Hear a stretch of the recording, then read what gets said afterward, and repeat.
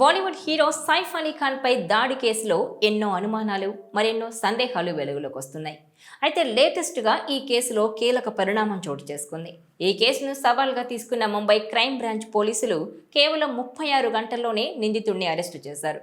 అతన్ని డైరెక్ట్గా బాంద్రా పోలీస్ స్టేషన్కు తీసుకెళ్లి అక్కడే విచారించారు.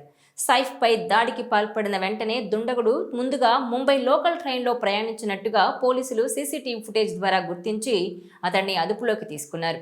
అయితే అసలు ఆ రోజు రాత్రి ఏం జరిగిందంటే, గురువారం తెల్లవారుజామున బాంద్రాలోని ఫార్చ్యూన్ హైట్స్ 11th ఫ్లోర్లో ఉంటున్న సైఫ్ అలీ ఖాన్ ఇంట్లోకి ప్రవేశించాడు. తెల్లవారుజామున 2:30 గంటలకు ఆ ఇంట్లోకి ప్రవేశించాడు దుండగుడు. అనంతరం అతడు సైఫ్ చిన్న కుమారుడు జే గదిలోకి వెళ్లడంతో అక్కడ కేర్ టేకర్ అడ్డుకుంది. ఆమెపై దాడి జరుగుతున్న సమయంలోనే మరో గదిలో ఉన్న సైఫ్ బయటకొచ్చి దుండకుడిని అడ్డుకోబోయాడు. ఈ క్రమంలోనే అతను సైఫ్ పై కత్తితో విచక్షణ రహితంగా దాడికి పాల్పడి అక్కడి నుంచి పరారయ్యాడు. ఈ దాడిలో సైఫ్ మెడ అలాగే వెన్నుముక భాగంతో పాటు మొత్తం 6 చోట్ల తీవ్ర గాయాలయ్యాయి. అప్రమత్తమైన సైఫ్ పెద్ద కొడుకు ఇబ్రహీం అలీ ఖాన్ తన తండ్రిని ఆటోలో హుటాహుటిన లీలావతి ఆసుపత్రికి తరలించారు. మొత్తం సైఫ్కు 2 కీలక సర్జరీలు చేశారు డాక్టర్లు. ప్రస్తుతం ఆయన ఆరోగ్యం నిలకడగానే ఉన్నట్టు తెలుస్తోంది. ఇక కుటుంబ సభ్యులు ఇచ్చిన ఫిర్యాదుతో రంగంలోకి దిగిన పోలీసులు 8 బృందాలతో నిందితుడి కోసం ముమ్మరంగా గాలించి అతన్ని బాంద్రా పరిసర ప్రాంతంలో అతన్ని అదుపులోకి తీసుకున్నారు. అయితే ఈ దాడిపై పోలీసులు చెబుతున్న వివరాలతో పోలిస్తే సినిమా ఫ్యాన్స్ రియలైజ్ కాలేకపోతున్నారు. ఎన్నో సస్పెన్స్ థ్రిల్లర్స్ తీసిన బాలీవుడ్లో జరిగిన ఈ ఘటనపై అనేక సందేహాలు వ్యక్తమవుతున్నాయి. అత్యంత భారీ సెక్యూరిటీ ఉండే ఓ అపార్ట్మెంట్లోకి, అది కూడా 11th ఫ్లోర్లోకి ఓ దొంగ వెళ్ళగలడా? వెళ్ళినా అర్ధరాత్రి నేరుగా తలుపులు తీసుకొని సైఫ్ ఇంట్లోకి చొరబడగలడా అన్నదే ఇప్పుడు అనుమానంగా మారింది. ముందుగా పని మనిషి మీద దాడి చేశాడు నిందితుడు.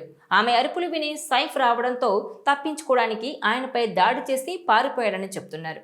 డ్రైవర్లెవరూ అందుబాటులో లేరని కూడా, కనీసం అంబులెన్స్ కూడా సమాచారం ఇవ్వకుండా ఆటోలో ఆసుపత్రికి తీసుకెళ్లడం పైన కూడా సందేహాలు వ్యక్తమవుతున్నాయి. సైఫ్ను ఆసుపత్రికి తీసుకెళ్లింది పని మనిషితో పాటు ఆయన చిన్న కుమారుడని చెప్తున్నారు. అయితే కరీనా తర్వాత వచ్చారు.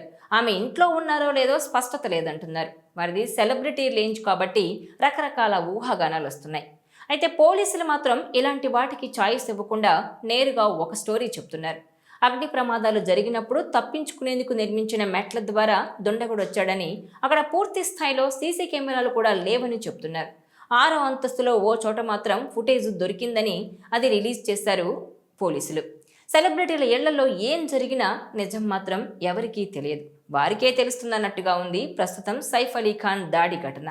కానీ ప్రజల్లో ఉండే ఆసక్తి మేరకు దాన్ని చిలవలు పలవలుగా సోషల్ మీడియాలో ప్రచారం చేస్తోంది సోషల్ మీడియా.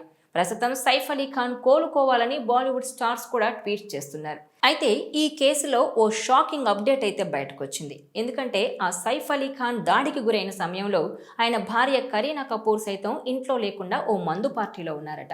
ఆ విషయాలన్నీ ఆమె ఇన్స్టాగ్రామ్లో షేర్ చేయడంతో ప్రస్తుతం అది వైరల్గా మారింది. సైఫ్ అలీ ఖాన్ కత్తిపోట్లకు గురైన సమయంలో సోదరి కరిష్మా కపూర్, స్నేహితులు సోనం కపూర్ అలాగే రియా కపూర్లతో కలిసి గర్ల్స్ నైట్లో గడిపినట్టు తెలుస్తోంది. కరిష్మా కపూర్, సోనం కపూర్, రియా కపూర్లతో కలిసి రాత్రి గడిపినట్టు కరీనా కపూర్ ఈ సంఘటనకు కొన్ని గంటల ముందు ఇన్స్టాగ్రామ్లో ఓ ఫోటోను షేర్ చేశారు. దొంగతనం జరిగిన సమయంలో కరీనా ఇంట్లో ఉందో లేదో కూడా తెలియనప్పటికీ దాడి జరిగిన రోజు రాత్రి మాత్రం తన సన్నిహితులతో కరీనా కపూర్ గడిపినట్టుగా తెలుస్తోంది.